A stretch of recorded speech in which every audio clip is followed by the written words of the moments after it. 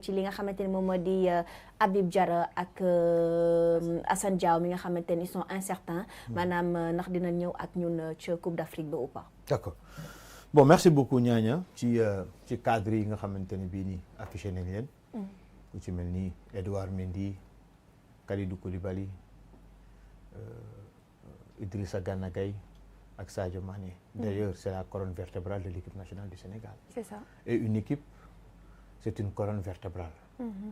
yeneen yi ci des yëpp da ngay mottali il te faut un bon gardien qui assure derrière une très bonne défense. Et quand on dit défense léegi la mooy libéraux moom lañ ko doon tuddee à l'époque. Un bon milieu de terrain un bon numéro 10 ak un tueur devant loolu soo ko amee leneen loo ci complété rek di nga am une bonne équipe. Et ces cadres yi ñuy wax ñii ñoom ñooy la colonne vertébrale de l'équipe nationale du Sénégal. Et gis nañ aussi li nga xamante ni bii ñu ngi koy joxe en Arabie Saoudite Kalidou Koulibaly fait partie des meilleurs défenseurs. En Angleterre Idrissa Gana Gueye aussi fait partie des meilleurs milieux de terrain. Société Everton titulaire la fay jouer su aayoon kon du nekk titulaire à Everton. gis nañ aussi que ni Sadio Mané il fait partie aussi des meilleurs attaquants fële ca Arabie Saoudite. Et le gardien de but moom gis nañ li nga xam te ne moom la Edouard di def tout le temps day nekk homme du match. fële ca équipe am en Arabie Saoudite.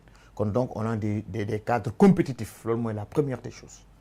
La deuxième mooy ñii tey ñiy wax en 2024 fële ca Côte d'Ivoire dañ leen écarté woon indi les jeunes. mais au finish gis nañ ni équipe pour que mayonnaise bi jàpp il faut nga boole kook ay anciens yoo xamante ni ils ont de l'expérience.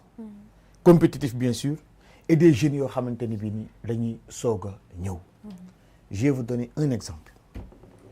2002 bi Sénégal di dem Coupe d'Afrique Amara Traoré dañ ko ci boole woon et dégg nañu Amara waraloon na dem Mamadou Niang moo waroon dem à sa place mais joueurs yi seen bopp ñoom ñoo jàpp ni peut-être Amara am na benn apport boo xamante ni bii nii mun na ko indi. Convoquer un jour c'est pas que da ngay convoquer benn jour parce que il est très fort certes aspect joueur bi talent bi joué na ci. mais am na yeneen considération yoo xamante ne bi da nga koy jël en compte. Comment ils peuvent vivre ensemble le discours bi nga xamante ne moom la ñuy def foofu kan mooy rassembler kan mooy draayante ci ak ñoom parce qu'on n'a pas besoin d'une équipe boo xam ne ku ci ñëw da ngeen ne takk mel ni gendarme. Il faut vraiment quelqu'un boo xamante ne dafay indi day créer l'ambiance mais positivement. C'est ça. Loolu c'est en fait c'est ce qu'on dit constituer un groupe homogène n'est-ce pas c'est ça. C'est ça. Voilà maintenant nag pour constituer un groupe homogène il te faut vraiment toutes sortes de personnalités. mais ñëpp di rentrer ci nag ci dans le respect ak ci cadre équipe bi gis nga fii nii am na si ñoo xamante ne dañuy naan ñoom ñoo dàq tooñ ñii ñoo dàq chahuté ñii ataaya si jotee ñoom ñoo koy def ainsi de suite ainsi de suite mooy c'est un groupe. En 2002 maa ngi koy wax léegi l'équipe camerounaise qui avait remporté la Coupe d'Afrique au tir au but. mais il y avait des anciens et pourtant ñooñu bi ñu demee Coupe du Monde defuñu fa dara contrairement et pourtant ñoo jël Coupe d'Afrique bi. C'était l'équipe entraînée par Wilfried Chafer. En 2002 il y avait des joueurs comme Salomon Olembe. Joseph Désiré Job. ñoom Raymond Kala Rigobert Song. ñoom Bill Chateau. ñoo ñoo fa nekkoon. ak ñoom Éric Djemba ancien joueur du Football Club de Nantes. mais pourtant ñooñu tey après bu ñu jógee ci Coupe d'Afrique boobu daanaka ñu ci bëri joué tuñu sax. et ils avaient remporté la Coupe d'Afrique des Nations. et su ma juumal il y avait aussi l'ancien attaquant de Sedan Puce Ndjefi. waaw ñu ngi foon mais ñun bi ñu paree après. mais demuñ mais Wilfried Chafer avait compris que ni il faut que nga mélanger ancien ak nouveau et même il y a des réalités yoo xamante ni ku la ëpp expérience moom moo la mën a wax nii ak nii la ñuy doxalee.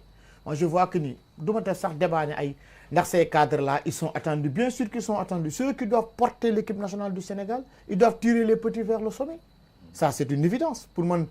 nekkul sax loo xamante ne war nañ cee waxtaan et c'est sûr que ni nekkuñ dans le secret des dieux mais ces quatre là ñuy affichés wala les cinq là c'est sûr qu'ils seront dans la liste et mieux même ils seront titulaires en équipe nationale. loolu kañ am na yoo xamante ne bii diñ ko wax. Edouard Mendy Kalidou Koulibaly mooy capitaine. Idrissa Gana Gueye mu yor ak forme bii gis nañ li mu nekk di wane. Sadio Mané va jouer. kon léegi nag xaw ma leneen la ci. et la cote flottante Ismaïla Sarr. Ismaïla Sarr aussi il va jouer.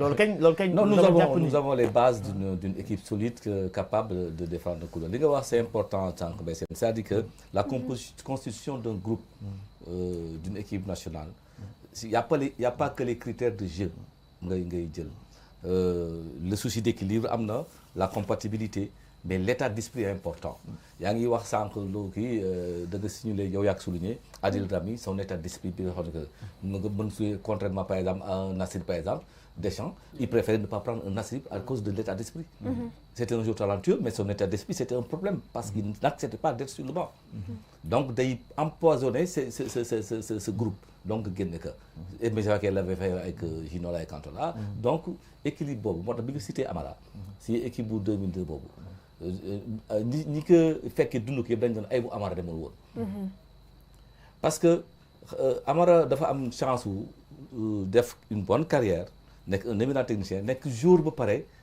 am nuñ koy nu muy comporté wu dans l'équipe da nga boo ko fekkoon si équipe sax da nga def capitaine parce que dafa am nu muy taxawee nu muy doxee boo xamante ni si nu ko yàlla may la ba pare mu jëmmal ko dëggal ko c'est-à-dire que maa ngi koy wax sax ak gars yi neen man des gens comme Amara sont très utiles pour notre football national xam nga à quel niveau on va l'utiliser mais on peut pas se passer des compétences des gens comme Amara il a des compétences il a des compétences yoo xamante ni au-delà de l'éminence grise bi mu nekk ci affaire de football techniquement il est dans la gouvernance du football donc jàpp naa ni. je pense que il est outillé pour être DTN. mais oui plus qu'outillé pour être DTN mais Amara xam nga les gens ne voient que c'est vrai que c'est un éminent technicien et qui met la main à la patte quand il le faut qui descend sur le terrain quand il le faut mais il est au-dessus des considérations techniques uniquement il faut discuter avec Amara c'est-à-dire que dans la gouvernance du sport et du football Amara peut faire vivre un projet de développement national de notre football local il faut l'approcher les gens nag dañ koy gis ci technicien baroudeur bëri kii mais il n'a pas perdu son temps hein pour bi mu nekkee Europe ak yooyu dafa dem jàngiwaat yu bare ci sport il est qualifié Amara c'est pas que un technicien de football hein c'est quelqu'un qui est dans la gouvernance du sport qui est dans la projection et je pense que c'est tout bénéfice qu'on aurait Amara dans une direction technique nationale mais bien sûr avec des leviers yu ñu koy jox pour mën doxal c'est un éminent technicien kenn warante wu ko mais dans la gestion et la gouvernance du football Amara a son mot à dire